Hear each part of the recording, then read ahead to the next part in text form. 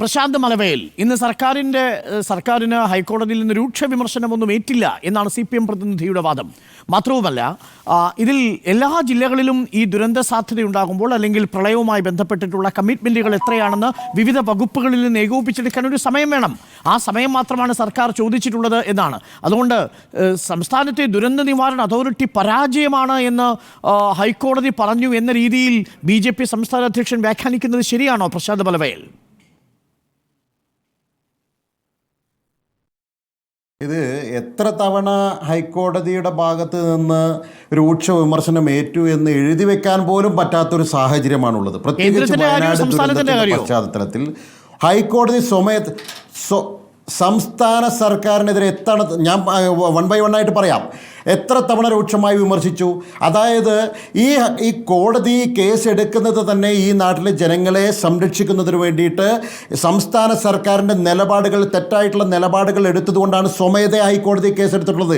എല്ലാ വെള്ളിയാഴ്ചയും കേസെടുക്കുന്നു, എല്ലാ വെള്ളിയാഴ്ചയും സംസ്ഥാന സർക്കാരിന് രൂക്ഷമായി വിമർശനം കേൾക്കുന്നു, എല്ലാ വെള്ളിയാഴ്ചയും അവധി ചോദിക്കുന്നു. ഇതല്ലേ കഴിഞ്ഞ കുറച്ച് ദിവസങ്ങളായി നടന്നുകൊണ്ടിരിക്കുന്നത്. ഓഗസ്റ്റ് 17 മെമ്മോറാണ്ടത്തെക്കുറിച്ച് ശ്രീ അരുൺ ഇവിടെ സൂചിപ്പിച്ചു.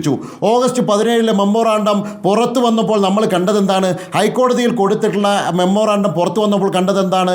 75,000 രൂപ ബോഡി സംസ്കരിക്കാൻ, വോളണ്ടിയർക്ക് 4 കോടി, മണ്ണ് മാറ്റാൻ 10 കോടി, ജനറേറ്ററിന് 7 കോടി. അന്നൊരു രൂക്ഷ വിമർശനം കേട്ടില്ലേ സംസ്ഥാന സർക്കാർ? ഇനി രണ്ടാമത് വയനാട്ടിൽ ഹർത്താൽ നടത്തിയപ്പോൾ എന്തിനാണ് ഹർത്താൽ നടത്തിയത്? അന്ന് മാധ്യമങ്ങൾക്കാണ് പഴി കേട്ടത്. എന്തിനാണ് ഹർത്താൽ കൂടി റിപ്പോർട്ട് ചെയ്യണമെന്നാണ് പറഞ്ഞത്. ആര്? സംസ്ഥാന സർക്കാരാണ് പറഞ്ഞത്. ഇത് വസ്തുതയല്ലാണെന്നാണ് പറയുന്നത്. അത് എസ്റ്റിമേറ്റ് ആണെന്നാണ് അന്ന് പറഞ്ഞത്. എന്തൊക്കെ ന്യായീകരണങ്ങളാണ് നടത്തുന്നത്? ഈ ന്യായീകരണങ്ങളൊന്നും നോക്കൂ. ഞാൻ പിന്നീട് ഹർത്താൽ നടത്തി, 2 കൂട്ടരും കൂടി ഹർത്താൽ നടത്തി. പിറ്റേ ദിവസം കോടതി എന്താ ചോദിച്ചത്? എന്തിനായിരുന്നു ഹർത്താൽ? നിങ്ങളുടെ കയ്യിൽ പണമില്ലേ? പണം വിനിയോഗിച്ചതിന് ശേഷമാണോ നിങ്ങൾ ഹർത്താൽ നടത്തിയത്? എന്തിനു വേണ്ടിയാണ് നിങ്ങൾ ഹർത്താൽ? ഇതൊക്കെ ഹൈക്കോടതി ചോദിച്ചിട്ടുള്ളത് തന്നെയല്ലേ? ഇന്ന് ചോദിച്ച ചോദ്യങ്ങളിൽ 3-4 ചോദ്യങ്ങൾ ഡോക്ടർ അരുൺ ഇവിടെ സൂചിപ്പിച്ചല്ലോ. അതൊന്നും വിമർശനമല്ല. ഇതൊക്കെ ഞങ്ങൾക്ക് നേരെയുള്ള നല്ല മലരമ്പുകളാണ്. അതൊന്നും മറ്റേ അമ്പുകളല്ല, ഇതൊക്കെ മലരമ്പുകളാണ് എന്ന് പറഞ്ഞാൽ ഇത് വിശ്വസിക്കാൻ കേരളത്തിലെ ജനങ്ങൾ പാടുപെടും. ഒരു സംശയവുമില്ല. ജനങ്ങൾക്ക് ഇതൊക്കെ നല്ല ബോധ്യമുണ്ട്. വയനാട്ടിലെ ജനങ്ങൾക്ക് ബോധ്യമുണ്ട്, കേരളത്തിലെ ജനങ്ങൾക്ക് ബോധ്യമുണ്ട്. ബോധ്യമില്ലാത്തത് ഇതുപോലത്തെ CPMന്റെ നേതാക്കൾക്ക് മാത്രമാണ്. നോക്കൂ, ഇവിടെ എല്ലാ സംവിധാനങ്ങളും അട്ടിമറിക്കുകയാണ്. പുനരധിവാസം അട്ടിമറിച്ചു. പുനരധിവാസത്തിൻ്റെ റീഹാബിലിറ്റേഷന് വേണ്ടിയിട്ട് എടുത്തു എന്ന് പറയപ്പെടുന്ന ഭൂമി പോലും ഇന്ന് കോടതിയിലാണ്. എല്ലാം കോടതിയിലാണ്. എന്തൊരു ന്യായവും അതിനെ ന്യായീകരിച്ചുകൊണ്ട് മുന്നോട്ട് വരാൻ ഇവർക്കല്ലാതെ വേറെ ആർക്കാണ് സാധിക്കുക? കേന്ദ്രം കൊടുത്തിരിക്കുന്ന പണം എന്ത് ചെയ്തു? എന്താണ് നിങ്ങൾ ചെയ്യാൻ പോകുന്നത്? ഇനി എന്താണ് അതിന് പ്ലാൻ? അതിൽ നിന്ന് എത്ര തുക ഉപയോഗിച്ചു? ഇതെല്ലാം ചോദിച്ചില്ലേ? ഇത് തന്നെയല്ലേ ഇത്രയും കാലം ഞങ്ങളെല്ലാവരും ചോദിച്ചത്, നാം എല്ലാവരും ചോദിച്ചത്? മാധ്യമങ്ങൾ പോലും അത് മറച്ചു വെച്ചുകൊണ്ട് ഇവർക്ക് അനുകൂലമായിട്ടുള്ള മാധ്യമങ്ങൾക്ക് ഇതൊന്നും ധാരണയില്ലാഞ്ഞിട്ടല്ല.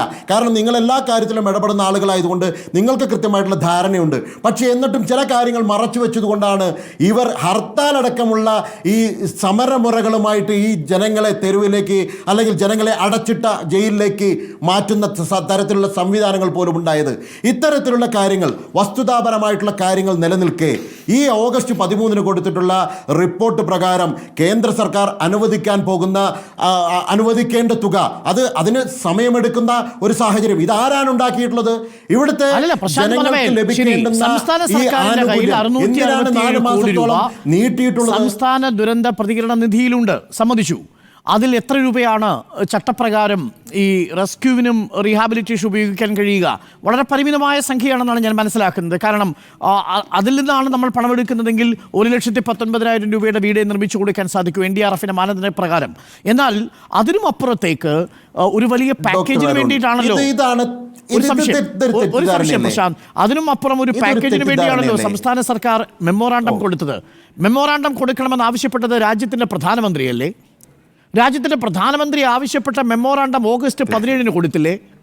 എന്നിട്ട് ആ മെമ്മോറാണ്ടത്തിൻ്റെ അടിസ്ഥാനത്തിൽ അടിയന്തര ധനസഹായം കേന്ദ്രം അനുവദിക്കാഞ്ഞതെന്താ പ്രശാന്ത് മലവേൽ? എനിക്ക് ആ ഡോക്ടർ അരുണിനോടൊരു ചോദ്യം. ഓഗസ്റ്റ് 17 കൊടുത്തിട്ടുള്ള മെമ്മോറാണ്ടത്തിൽ റീഹാബിലിറ്റേഷനെ കുറിച്ച് പറഞ്ഞിട്ടുണ്ടോ? ഉണ്ടോ? അവിടെ പറഞ്ഞിട്ടുള്ള കാര്യങ്ങൾ 75,000 രൂപ ബോഡി സംസ്കരിക്കാൻ, മണ്ണ് മാറ്റാൻ 3 കോടി 4 കോടി, അവിടെ വോളണ്ടിയറിന് ചെലവായിട്ടുള്ള തുക, ഇതല്ലേ കാണിച്ചിട്ടുള്ളത്? അതല്ല എന്ന് തെളിയിക്കാൻ അരുണിന് പറ്റുമോ?